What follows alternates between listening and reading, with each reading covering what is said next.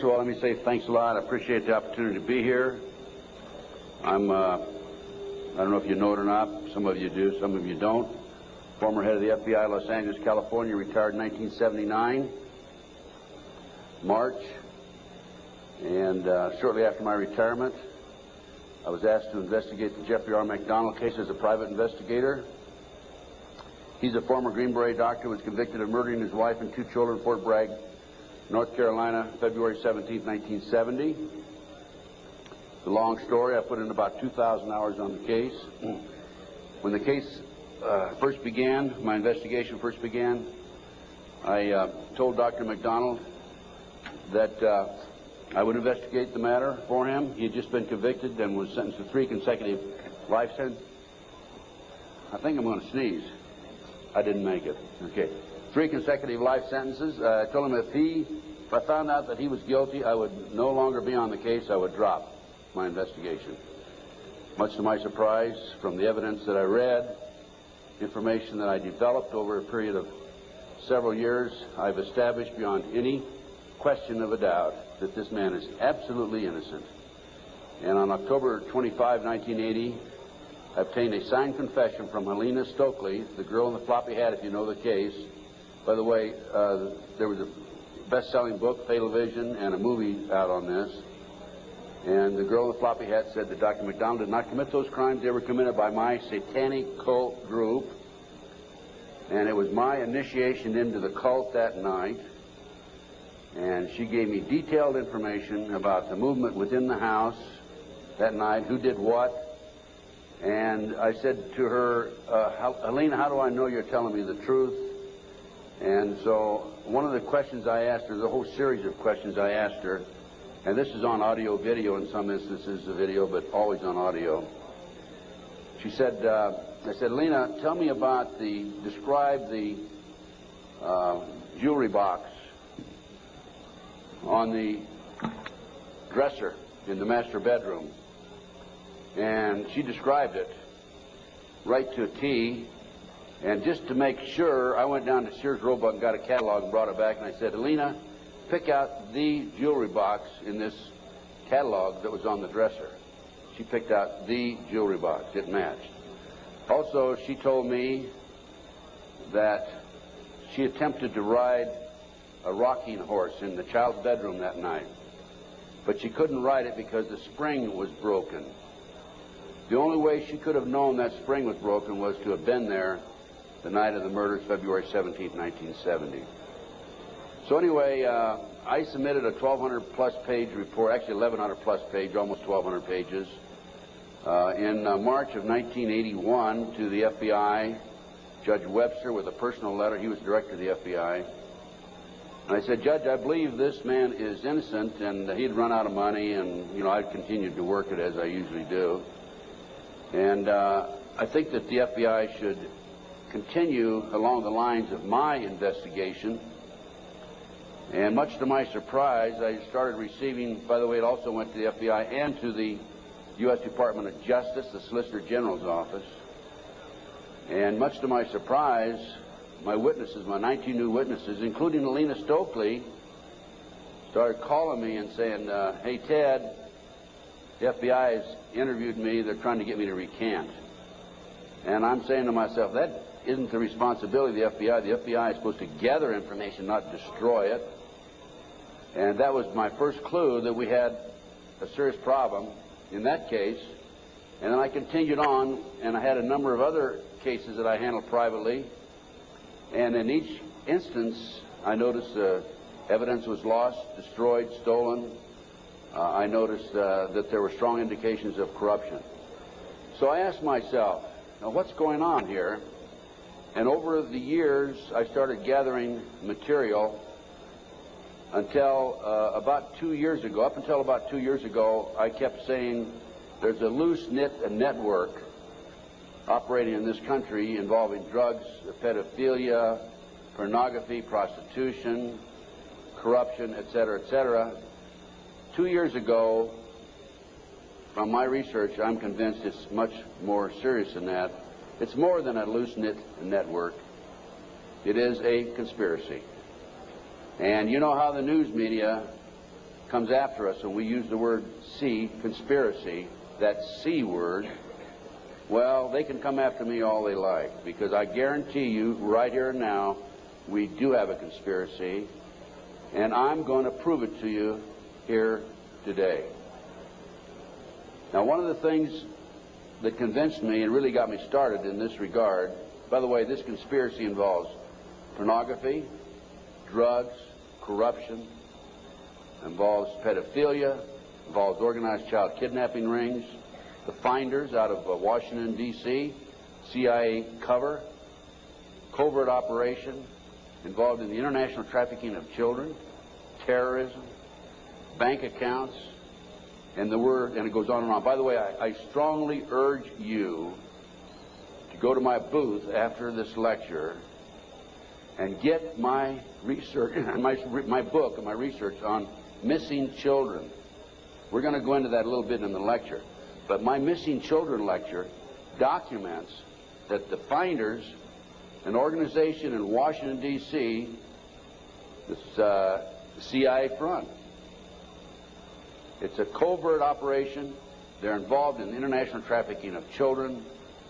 And I have a U.S. Customs report, official U.S. Customs report, in my book on the missing children. So I urge you to get it. It's only $10. Now, if you buy any of my products, any of my research, I beg of you, I don't want you to buy it unless you make a half a dozen copies and send it to your friends, okay? The name of the game with me is not copyright. I could care less about copyright. The name of the game is education, education, education. We need to know what's going on in this country today. So anything, any of my research that you buy, please make copies and get them out to your friends. That's what it's all about. After one of my lectures, here's about 2 years ago, this is why I changed my mind from and using the word loose-knit network to conspiracy. After one of my lectures, a gentleman came up and gave me a book. He said, Ted, in fact, that lecture was specifically on the McDonald case. Ted, here's what it's all about. Take this book and read it. And this is the book, folks. It's called Pawns in the Game. Now, if you don't know this book, if you don't know of it, I urge you to buy it. I've been trying to buy it, but I noticed one of the vendors out here has it. And please, go get the copy of this book. I forget which vendor has it. What? CPA book. Yeah. I noticed they had 3 copies. Are you with CPA book? Huh? Richard Flowers is CPA. Richard Flowers. Go get this book when it's over and order some more copies. I'm going to order some myself and start selling them in my flyer. Anyway, it's called Pawns in the Game, and it's by William Guy Carr. William Guy Carr had the same problem I did. He wanted to know what's going on in America and around the world. He was a Canadian, however, and as a result of his research, he wrote this book. So we have the Illuminati. Now, the Illuminati was established in 1776 by a fellow named Adam Weishaupt. In 1773, he was commissioned by one of the Rothschilds, House of Rothschild, to put together an organization called the Illuminati.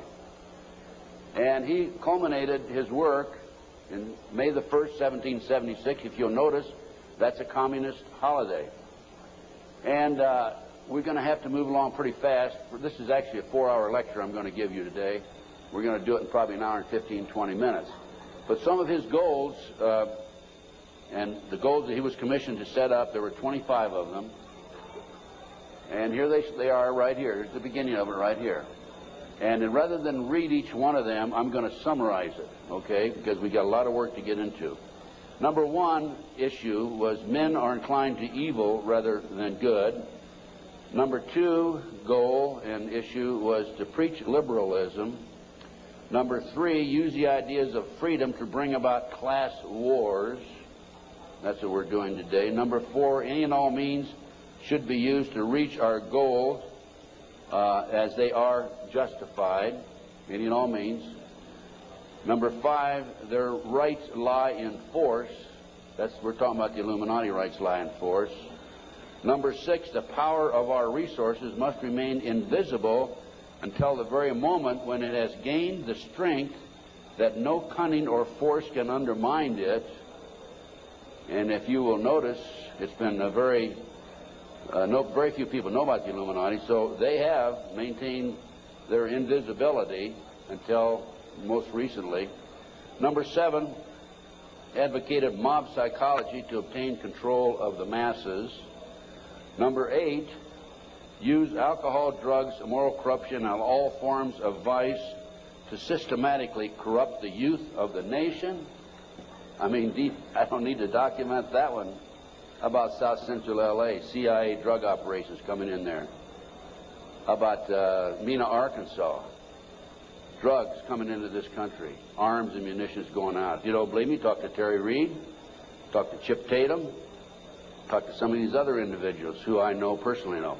During the recent, last fall actually, drug hearings by Mr. Arlen Specter, Senator Arlen Specter, one of the big phonies of Washington, D.C., the magic bullet theorist, I watched those hearings, and I couldn't believe the mamby-pamby, weak witnesses he brought forward, people that really had no direct knowledge of the drug operation. And that hearing was about bringing drugs into South Central LA by the CIA. I sent him a list of 16 names of people who've had personal, direct knowledge of drugs being brought into this country by the CIA. Never heard another word. None of those people ever appeared as witnesses. I might also mention in Oklahoma City, I sent my report, copy my report back to the committee. I sent them a fax and said I had information which would be vital to your investigation of the Oklahoma City bombing. That report, by the way, is also available to you. I urge you to buy it. Never received a response. Number 9, seize property by any means. We're seeing that on a daily basis. Farmers, businessmen, people who are arrested on nebulous charges, their property's being taken away from them. Here's an example right here. This lady right here, she lost everything. Everything. They've come out and raided her house twice, Linda. Twice, Linda. This lady had a house that she bought before her marriage.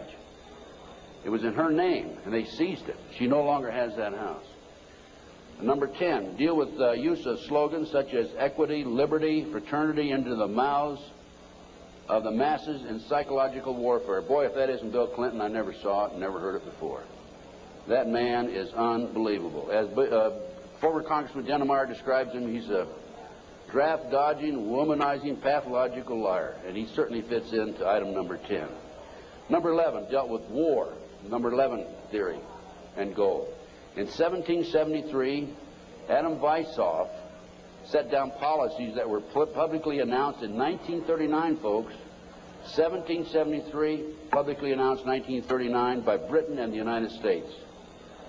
And the war should be directed so that the nations on both sides are placed further in debt and peace conferences conducted so neither combatants obtain territorial rights. Yalta. Perfect example. Stalin, Roosevelt, Winston Churchill after World War II. Number 12, told those present that they must use their wealth to have candidates chosen to public office who would be obedient to their demands and would be used as pawns in the game by the men behind the scenes. The advisors will have been bred, reared, and trained from childhood to rule the affairs of the world. We have that today without any question, the men behind the scenes. Number 13, control the press. If you heard my lecture yesterday on Oklahoma City, I documented that the mainstream media is being controlled by the big power people, by the phony politicians, by the bureaucrats, without any question about it. Information in the media, I have an itchy nose today. Maybe I'm going to kiss a fool or something, okay? We have a documentation of that, and I have that in some of my lecture material out and also my books. Number 14, their agenteurs will come forward after fomenting traumatic situations and appear to be the saviors of the masses when they are actually interested in just the opposite, the killing of the masses. The riots in Watts, the riots in South Central LA, folks. Number 15, create industrial depression and financial panic, unemployment, hunger, shortage of food. Use this to control the masses or the mobs, and use the mobs to wipe out all those who dare to stand in the way. Well, I'll tell you right now, every expert I've talked to is talking about food shortage. And it's coming, I'm convinced. And we also know about the market crashing here in October. I had a market specialist on my radio talk show, and if you don't listen to my show, I urge you to, because it's a real good, solid education for you. Just this week, George Green, he was also on my show on October the 6th. George told us on October the 6th there would be a crash of the market in October. It came. Now he told us this week there will be another crash, and it will drop, he thinks, 2,000 points. So we'll see what happens. I hope it isn't true. Number 15, create industrial depression and financial panics, unemployment. I've already covered that. Number 16, infiltrate into the secret Freemasonry to be used for their purposes. That's been documented many times. Number 17, expound the value of systematic deception. Use high-sounding slogans and phrases and advocate lavish promises to the masses, even though they cannot be kept. Again, Bill Clinton. George Bush was good at that too, by the way. What's the difference between the Republicans and the Democrats high up? Nothing. Zero. You know, Mr. A, who has a booth next to mine, mysterious Mr. A, he talks about subliminal messages. If you look at the logo of the Republican Party, you know the elephant with the 3 stars across the top? Well, if you look at it today compared to 2 years ago, the stars have been inverted. The point used to be at the top 2 years ago. Now the point's at the bottom. Satanic, folks. I can't say for sure, but that's a subliminal message. Inverted stars. Number 18, detail plans for resolution. Discuss the art of street fighting, which is necessary to bring the population to a speedy subjection. Number 19, use their agentures as advisors behind the scenes after wars through secret diplomacy to gain control. Number 20, establish huge monopolies toward world government control. We're seeing that today, the huge monopolies. Number 21, use high taxes and unfair competition to bring about economic ruin by controlling raw materials, organize agitation among the workers, and subsidizing competitors. GATT, NAFTA. Number 22, build up armaments with police and soldiers sufficient to protect our interests. A few years ago, we had 11 federal agencies that were authorized to carry sidearms, firearms. Now we have 39. Number 23, members and leaders of the one world government would be appointed by the director.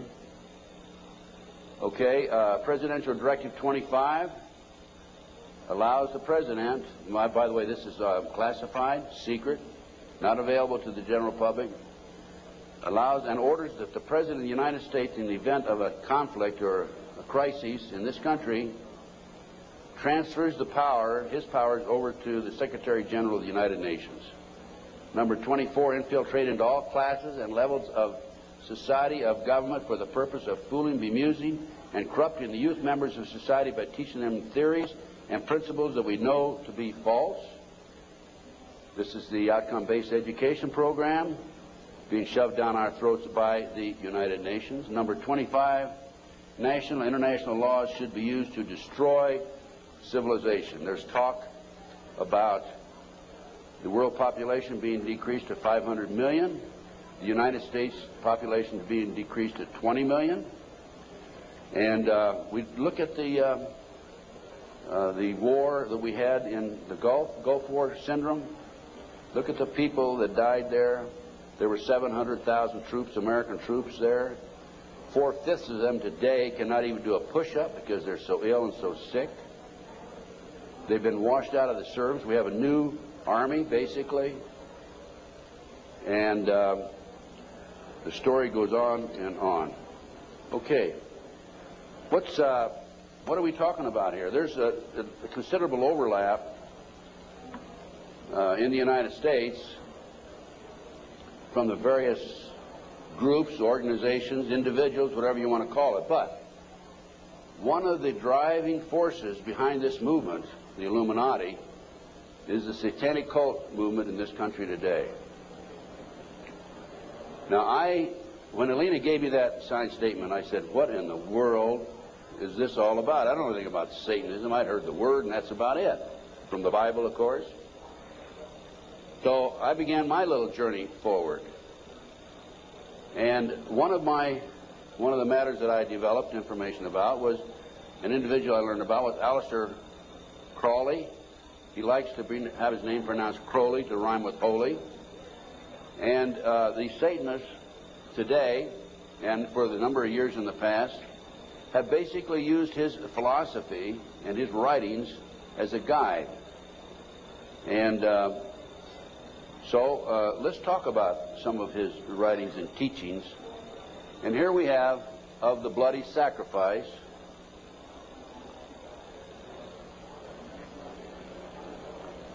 And here we have the blood is the life. And here on page 94 of his book, it would be unwise to condemn as irrational the practice of those savages who tear the heart and liver from an adversary and devour them while yet warm. In any case, it was the theory of the ancient magicians that any living being is a storehouse of energy varying in quantity according to the size and health of the animal and in quality according to its mental and moral character. At the death of the animal, this energy is liberated suddenly. The animal should therefore be killed within the circle. We're talking about the satanic circle, or the triangle, as the base may be, so that its energy cannot escape.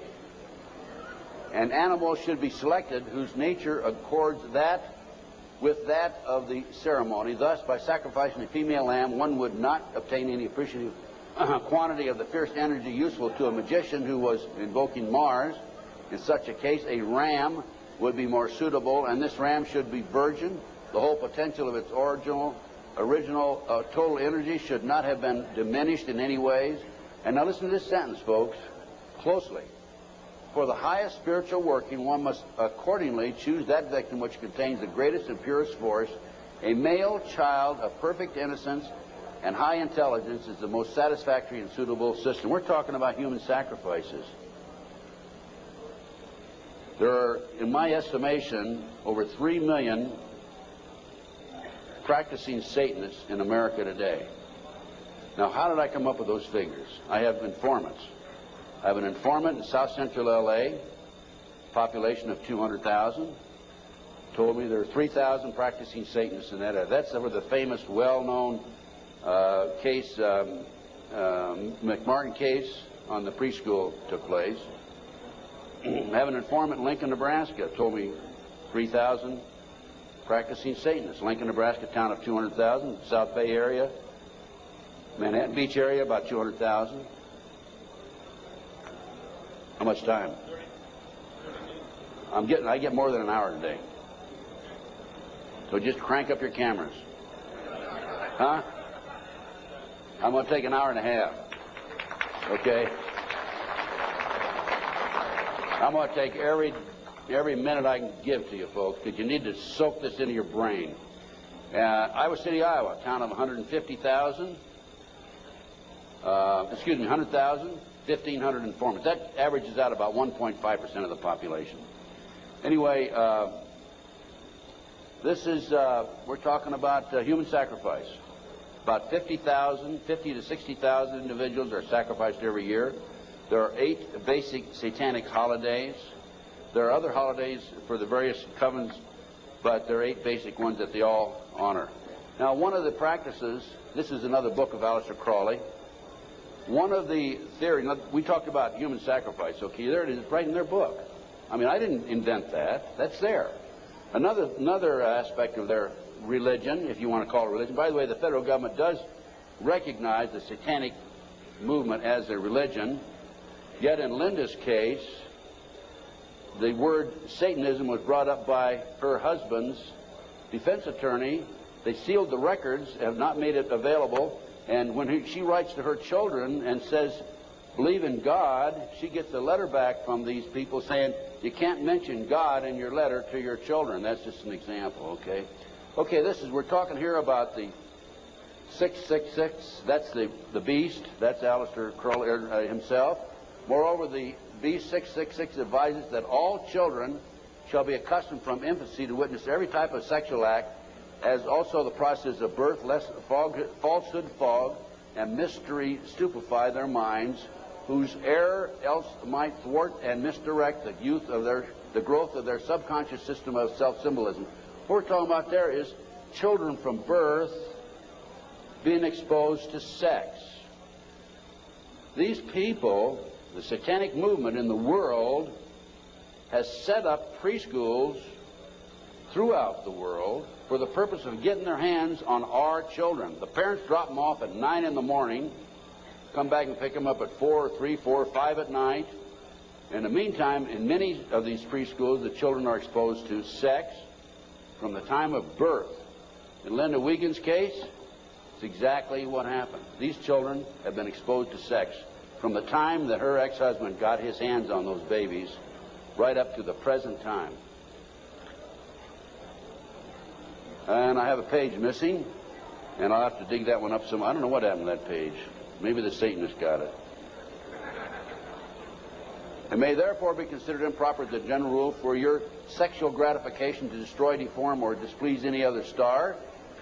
Mutual consent to the act is the condition thereof. It must, of course, be understood that such consent, and we're talking about sex now, is not always explicit. There are cases where seduction or rape may be emancipation or initiation to another. Such acts can only be judged by the result. What they're saying is, it's all right to rape somebody. I mean, if they don't consent, it's all right to rape them because it's for the cause. Let's talk about the McMartin case. In April 1985, authorities went to the McMartin case and looked for tunnels under the school. The children had said that they were taken into tunnels under the school. There was a chamber down there. They were sexually molested. That involved ceremonies, adults with robes, candles, chanting. Adults had no clothes on under their robes. And they were taken up into a tunnel and a triplex, a bathroom trap door of the triplex next door. They were taken out in automobiles. We're talking about 2, 3, 4-year-old children, folks, and prostituted in the community. The authorities received this complaint in 1983. They began their investigation. The authorities finally, in 1985, went out and decided to look for the tunnels because they said the children were hallucinating. The children also said that they were taken by air up into a mountainous area where they were exposed to satanic ceremonies based on what they described, and brought back in time for the parent to pick up the kids. So the authorities didn't find anything. We're getting off. Pull those next slides.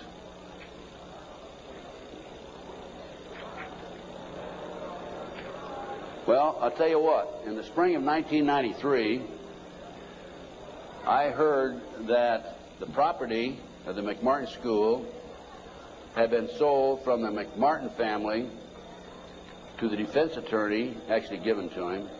He didn't make enough off the county. His bill was only $3 million. And from there, he said he was broke and he sold it to a contractor. The contractor was going to build an office building on the space. And I heard that the contractor had this property, and so I went out and contacted him. And I said, "Dear sir, I would like to have access to that property." He said, "I'll give you 2 weeks." I signed a contract, assumed liability, and along with some of the parents, we hired an archaeologist from UCLA, Dr. Gary Stickle, knowing full well that I'm not qualified to say there's tunnels under there, even if I found them. And we began our dig. At the end of 2 weeks, I had to stall, because Dr. Stickle was not quite ready to admit there were tunnels. It took us 34 days. At noon the 34th day, with the bulldozers, with their motors running, ready to knock the building down, he was going to knock the building down and then build this office building, Dr. Stickle said, "You know, I can say without any question right now, there have been tunnels under the school. They were filled in." Now, I'm going to show you the documentation on the tunnels. This is it. No, keep it there. Keep that there. This is the what we found. This is a preliminary report. I have a 186-page scientific report available to you out here if you're interested, by the way. We found a 9-foot wide subterranean entrance under the west wall of dog room. There were 4 classrooms. That was Ray Bucky's room. By the way, Virginia McMartin and Ray Bucky were tried. Virginia, the grandmother, was acquitted. Ray had a hung jury. And we found these tunnels in the middle of the second trial of Ray Bucky. They could have been used to convict him. We called the prosecutor. He sent his investigator out, Mr. Perez.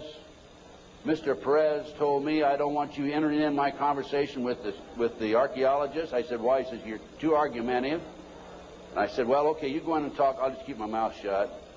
We went in, he talked, and he argued with the archaeologist. Here's an investigator not qualified to talk about tunnels. He said there aren't any tunnels there, and the archaeologist, of course, argued. But anyway, they didn't use that evidence, strong evidence, in the second trial. They ignored it right in the middle of the second trial. I might mention this.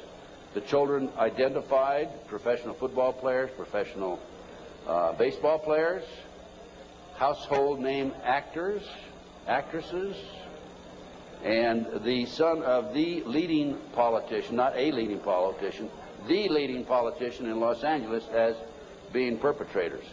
Okay, we found an avocado tree root cut on both sides of the entrance, and I'll show you this in just a few minutes.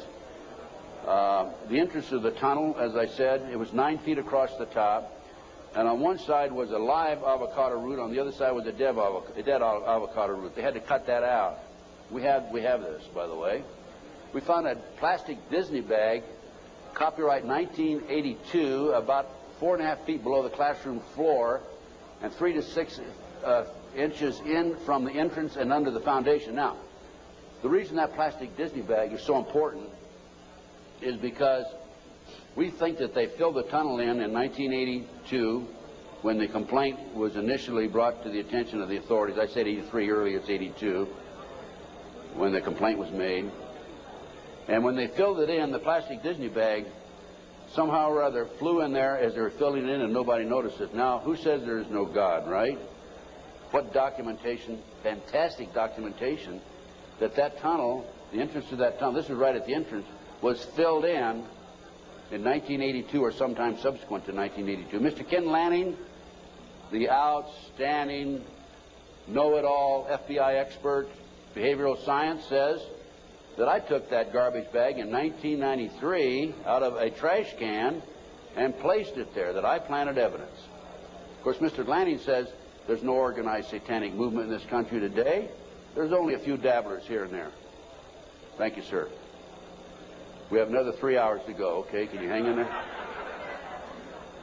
Okay, the tunnel proceeded south, then 45 feet through classroom 4 and 3 and north, then 10 feet within the classroom 4. The tunnels were 30 inches wide, 44 to 46 inches deep, with the top of the tunnel 30 inches under the classroom floor. The children were able to walk through it. We're talking about young kids now, right? The adults had to stoop down and walk through it, but they could do it. The tunnels were built in kind of a triangular, or I should say a semicircle type, so that they had natural support, I guess. These people know everything. They are brilliant. The footing between classroom 3 and 4 was arched, for the tunnel passed underneath it, and 12 inches shorter in depth at this location than the same footing 12 feet to the north. I'll show you that in just a minute.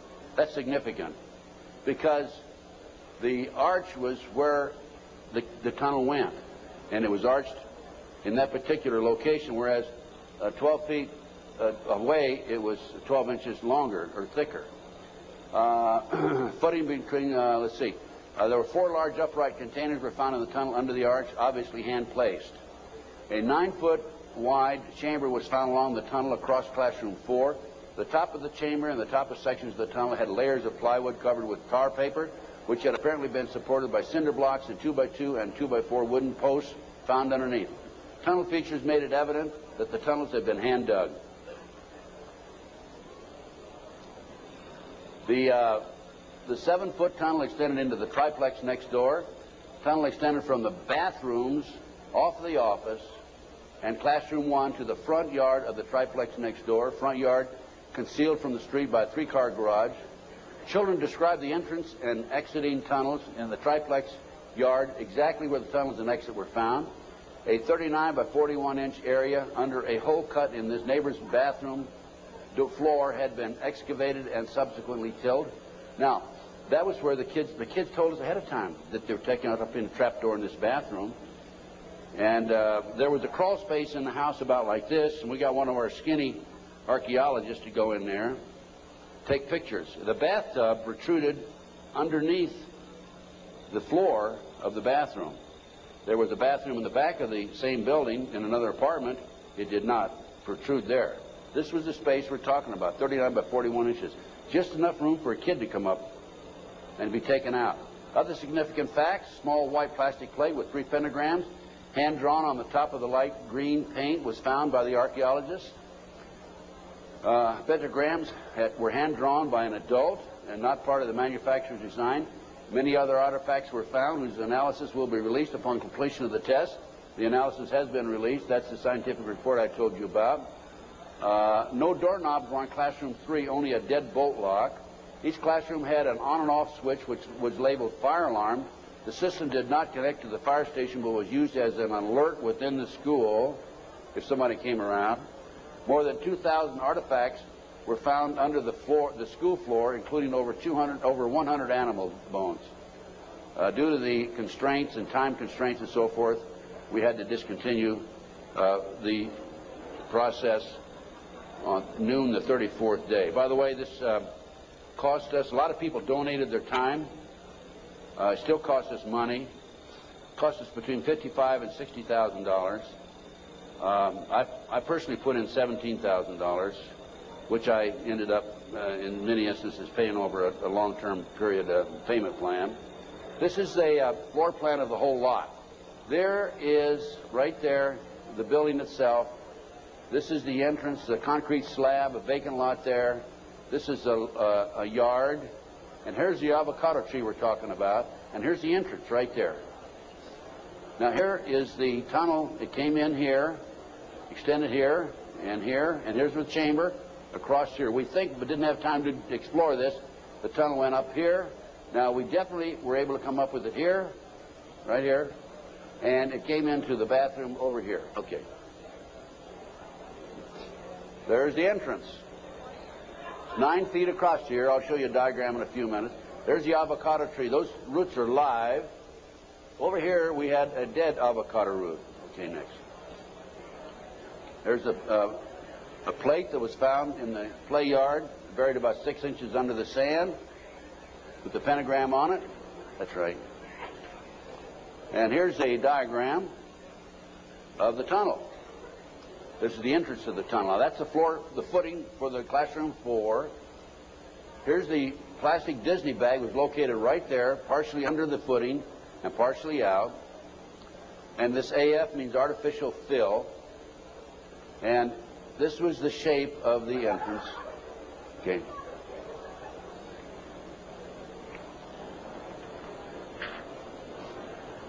Here's your diagram. These are your drawings.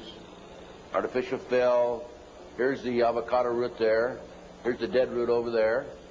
Distance 120 or 21 inches below and 14 inches below the footing. There's the avocado root there, live avocado root. And these are all diagrams by the archaeologists. Good documentation. They're the roots themselves. That shows you the size, 2 centimeters. Next. There's the plastic Disney bag. Turn it over. There's the plastic Disney bag. Disney, classroom 82, 83. Sandwich bag. It was a sandwich bag. This shows the arch of the tunnel. Now, the school was built in 1966, which means the foundation was laid then. And here's your arch. And this is from classroom 4 here into classroom 3 over here. And it was 12 inches higher over to the left. Go ahead. There's yours truly looking up. This was in classroom 4, as I recall, and this is where the tunnel extended, right along here. Now, the reason the tunnel's been filled in, you have to understand that, and the reason the archaeologists could say that they were filled in is because the texture of the dirt that had been filled in was different than the natural texture. Okay. Just turn it off for a minute. In addition to the tunnels, I developed information that an abandoned satanic site was in Crestline, California. Crestline, California is in the mountains. The kids said, remember a few minutes ago, they were flown by jet, or flown, they didn't say jet, into the mountains. There's an airport 10 minutes from the McMartin Preschool. It's Hawthorne Airport. There's a landing strip in Crestline. I heard about this abandoned satanic site, and I went up to the site, took pictures. And this is what by the way, before I go on with this, I called the prosecutor in the McMartin case. And I told her, hey, I think I know where the children were taken. If they weren't, it's certainly worth looking at. And I will be glad to make this information available to you. And if you want to have the children go up and look at this abandoned satanic site, we can. She said, we're not interested. They weren't interested in hardcore evidence, the tunnel. They weren't interested in this abandoned satanic site. Go ahead. This is what we found. 666, one of the satanic signs. That's a stone on the site. The house had been up here. The day after the McMartin case broke in the news, the house burned to the ground. And it was here. The street's on the other side of the hill. You cannot see the site, this area down in here, from the street. You have to go in, would have to go in through the house and come down. And this, you can see it's quite elaborate. There's my associate, Judy Hansen, who works with me in L.A. And next. This is looking at the opposite direction of the picture we just took. And you can see there's San Bernardino down in there. And you can see that on the side of a mountain like that, nobody's going to find it unless you fly over with a helicopter. That's probably an altar, flattened stone. Also an altar, another altar that had been broken. This is, of course, you recognize the star. Now, this is a satanic symbol. Put the next one up. Hold the first one.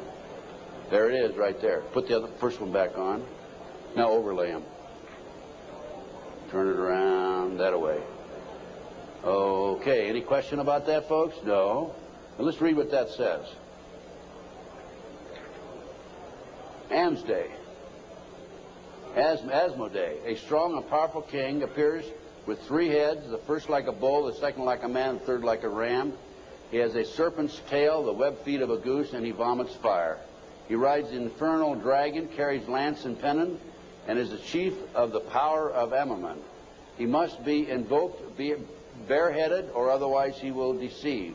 He gives the ring of virtues, teaches arithmetic, geometry, and other handicrafts, answers all questions, makes men invisible, indicates the place of concealed treasures, and guards them if within the domain of the Amman. Oh, what do we got here? Another satanic symbol. You think that wasn't a satanic site? Overlay it. Okay. Is that it? The other way around, isn't it? Yeah. Flip it around. Okay, there you go. Okay, now let's read what that sign means. That is the seal of Amsman scale. I guess that. No, that's the wrong one. That's the one before. Belial, a mighty king created next after Lucifer, appears in the form of a beautiful angel seated in a chariot of fire and speaking with a pleasant voice.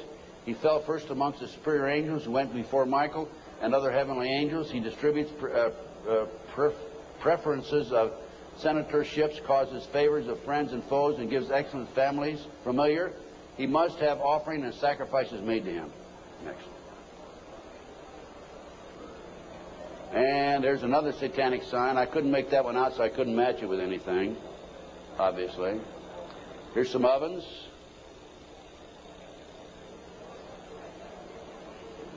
That was a large circle with a number of signs in it, a lot of writing. We couldn't get up high enough that we could take a good picture of it. And just put that back a minute. That's another case. Okay, nothing came of that. Nobody was interested in an abandoned satanic site, even though it appears to have been related to the McMartin case. I have to say that I was very disappointed. We gathered this evidence privately. The police don't have the capability of doing so. Too many high-pressure people involved. Too many prominent individuals involved. So that's just an overview of the McMartin case, folks. No question in my mind that it was a satanic operation. And Dr. Roland Summit, UCLA psychiatrist, says, who's done a lot of research in this field also, that there are 50 other preschools in the country where the kids have talked about going down into tunnels. Now, this is another case that I worked out of Philadelphia, similar case to Linda's. And this is the Lou Bear case. Lou called me back in, I guess, the late 80s.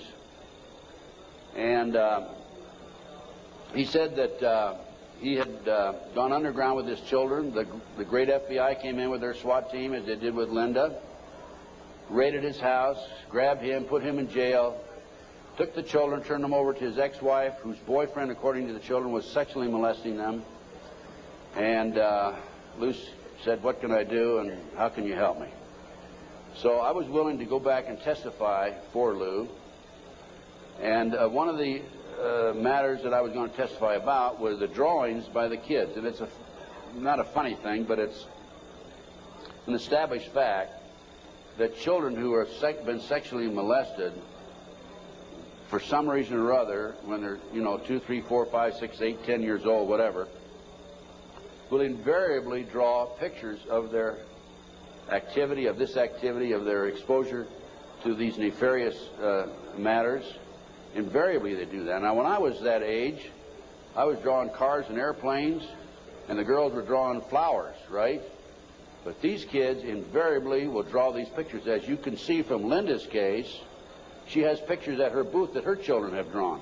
Now, I was going to go back and testify for Lou, and I was going to say that based upon my reviewing the pictures drawn by the children, they've been exposed to a satanic activity.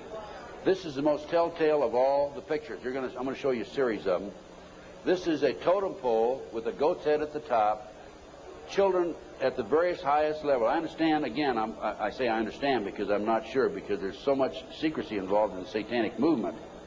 8, 10 layers of classes of people within themselves, like the dabblers on up to the very highest level.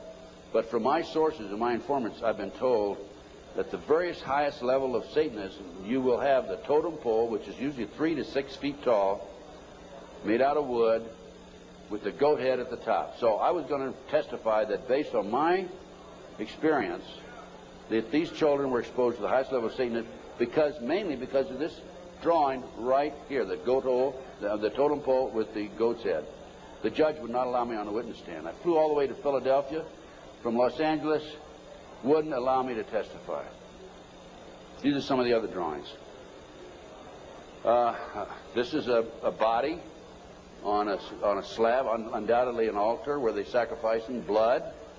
The genitals, and let me mention this also, children who have never been sexually molested in a recent study, not a recent study, a study back about 7 or 8 years ago, children who have never been sexually molested do not draw the genitals. Children who have been sexually molested, a high percentage of them draw the genitals, and so children who have been ritualistically sexually molested, a higher percentage will draw the genitals.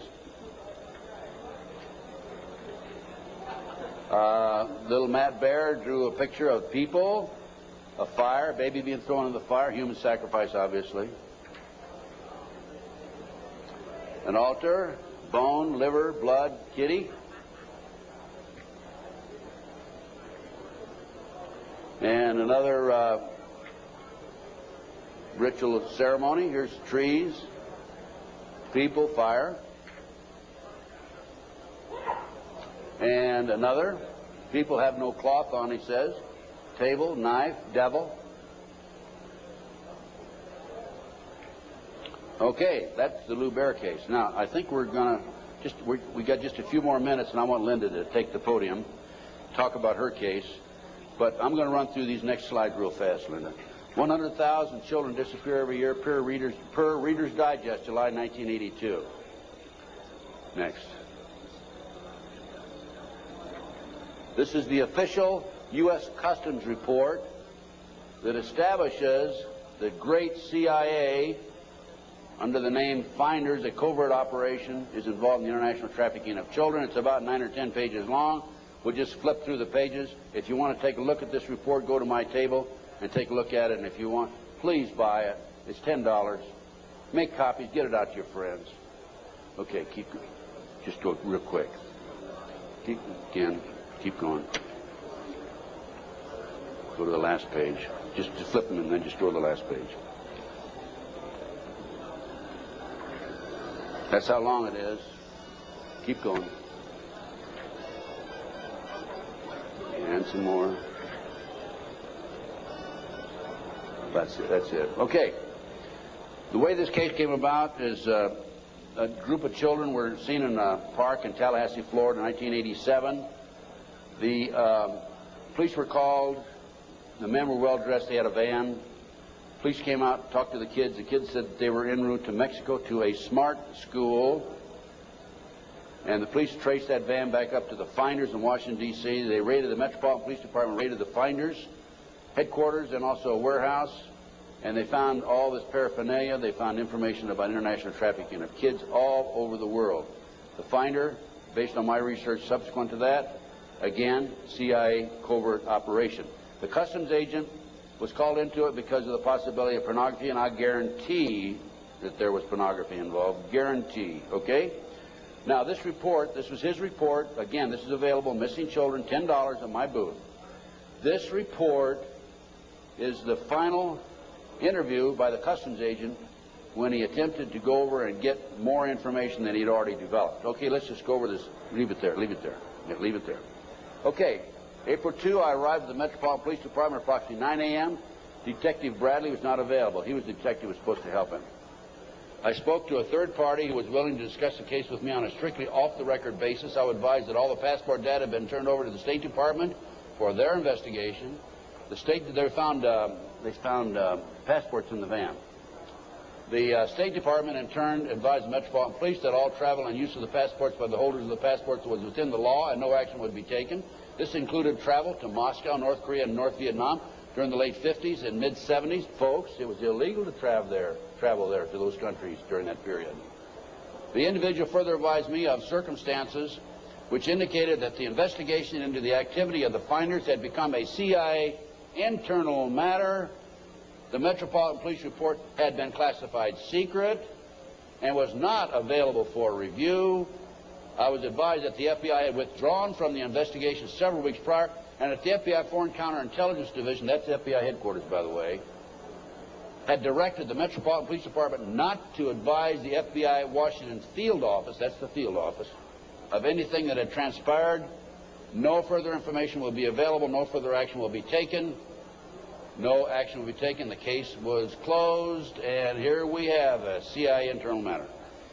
The Finders group, the Finders case organization, was founded by a CIA agent back in the early 60s, and here we are, 1987, still operating. I have the man's name. I have all the information on it. A real quick overview: CIA experiments with mind control on children, MK Ultra. This is an outstanding article. It's available in that same report. Just flip the pages. Keep going. Okay, folks, I'm going to turn the podium over to Linda Wiegand. We have about another 15, 20 minutes, I believe. And Linda's going to talk about her case. This is one of the most classic examples of corruption I have ever seen. And believe me, you can tell from my lecture that I've seen some pretty awful examples of corruption. Go on, Linda. Linda Wiegand, my friend, God bless her. She's a fighter.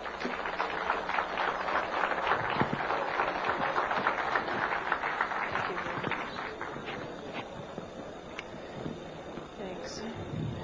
I'm here to tell you I'm a living, breathing example of what happens when a satanic cult abuses your children. And sometimes I put slides above the abuse, but after seeing the slides of the children this morning, I think you understand what this is about. And there's pictures over at the booth right out here. The devil to me, maybe 10 years ago, was something that was, I went to Catholic church. I'm still Catholic and Christian. I went to church, and the devil was something out there that you didn't want to talk about at night, and you didn't talk about in the dark, and it was just something in science fiction movies. My children disclosed just sexual abuse in early 1993. They were masturbating. They were pulling their pants down at the supermarket. They started having oral sex with my St. Bernard, inserting pens and pencils into the dog's rectum. The behavior got worse and worse and worse. I woke up one morning.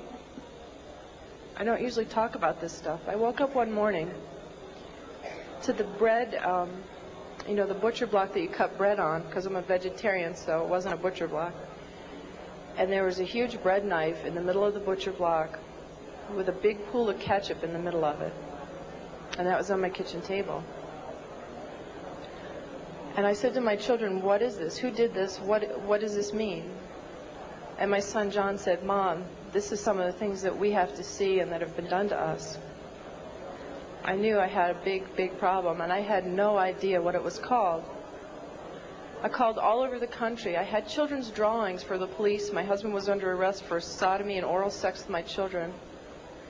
And I had all kinds of drawings that had circles and people with, there was black candles always in the middle of these tables, and all this oral and anal sex pictures. And I went to the Catholic Church and I said, I don't know what this is, but it seems to me these drawings are significant. There are all kinds of symbols I don't understand, and devil heads and goat's heads, and I had no idea I did not know what satanic ritual abuse was. The church asked me if I ever had a psychiatric exam. And I said, actually, I'm completely sane. I just know that there's symbols in these pictures.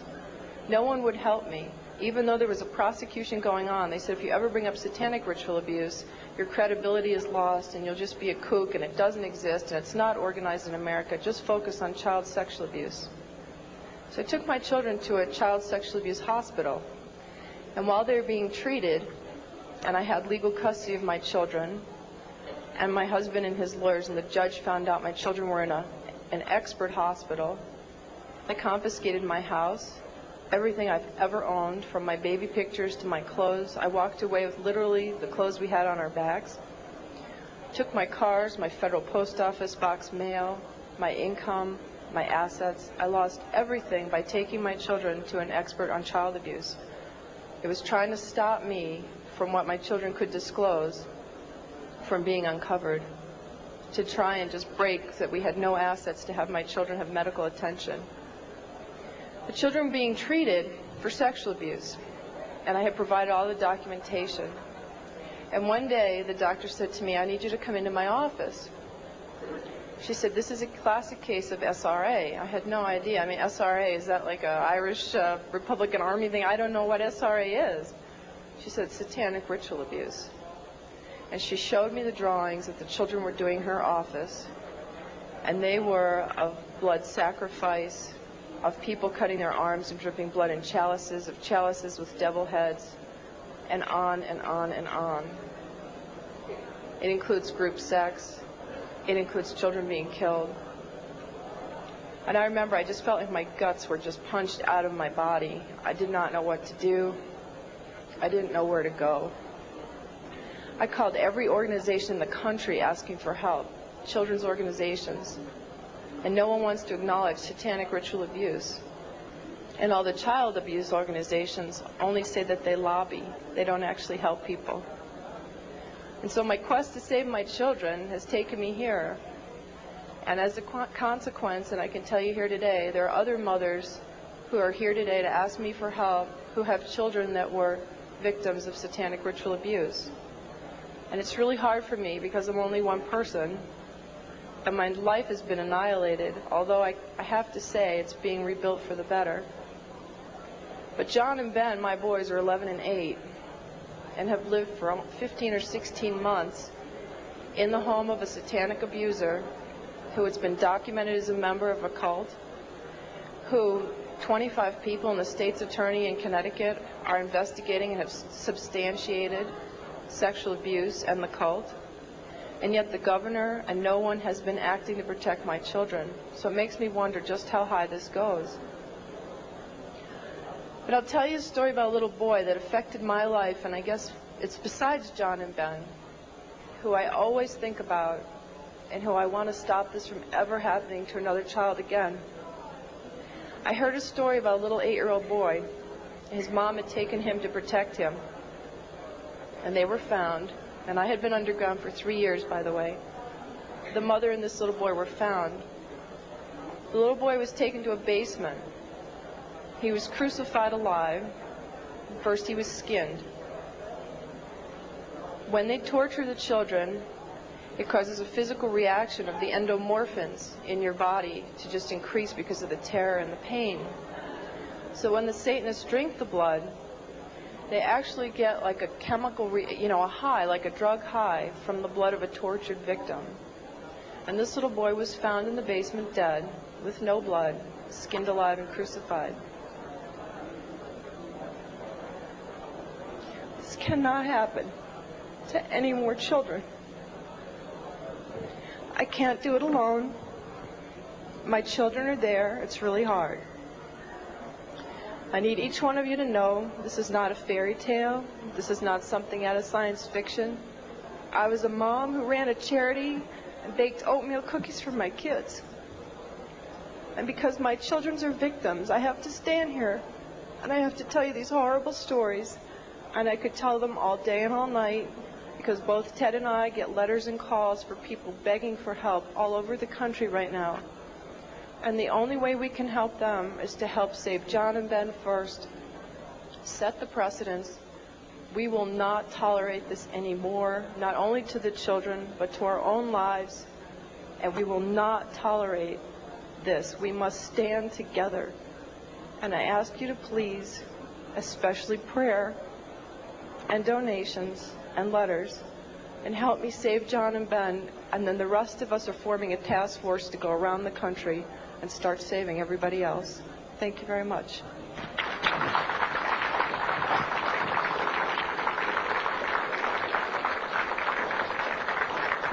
Thank you, Linda. Folks, thanks very much. Any of you have any questions? I guess there's no microphones up here, but go ahead, Renee. Just come down here in front and yell at me.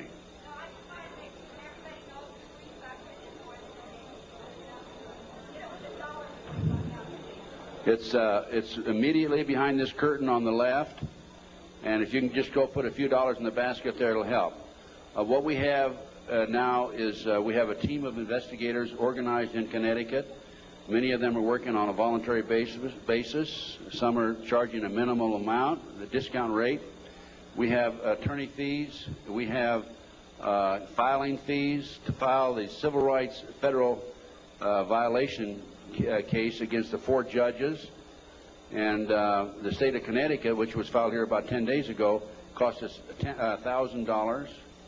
We served the 4 judges, 2 attorneys, and the governor with letters just about 2 days ago telling them unless they release the oldest boy back to Linda. By the way, this boy is not the biological son of the ex-husband. He never adopted this child. Unless they release this child back, we're going to file criminal felony charges against the judges and the governor and others in the state of Connecticut. And we're not kidding. We're going to do it, okay?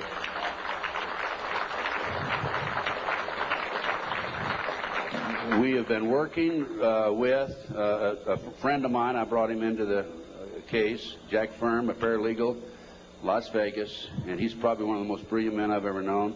He's doing circles around these attorneys who have taken thousands of dollars, by the way, and he is really responsible for what's happening today more than anybody else. We're all a team, but still he's the one main man in the arena as far as the law is concerned. Any other questions that we have? Yes, come on up to the microphone, please. Come to the microphone, because they need to get this recorded. We listen to your stories, and we wonder if this happens to us or our family or anyone. Where would you go, and who would you go to? You quit the FBI. Terry Reid quit. And you implied that the governor, right on down, and, the president and all are crooked at the dog's hind leg. Who would you talk to if you had a problem tomorrow? Who would you talk to if you had a problem tomorrow? Give me a call. I'll help as best I can. I have a network of people that can probably help you. I've had a number of people contact me over the last several years, and I refer them to other experts, and we'll have to take each case at a time, but if we can help you, just give us a call. I have a flyer out here. It's got my phone number on it. No, I'm referring to something happens here in Denver. I need help. Do I call the police? Do I call the governor? Who do I call? If they're all crooked, as you implied, and I believe you, you go to them, and they draw a line and say, we're not going to investigate. What do you do?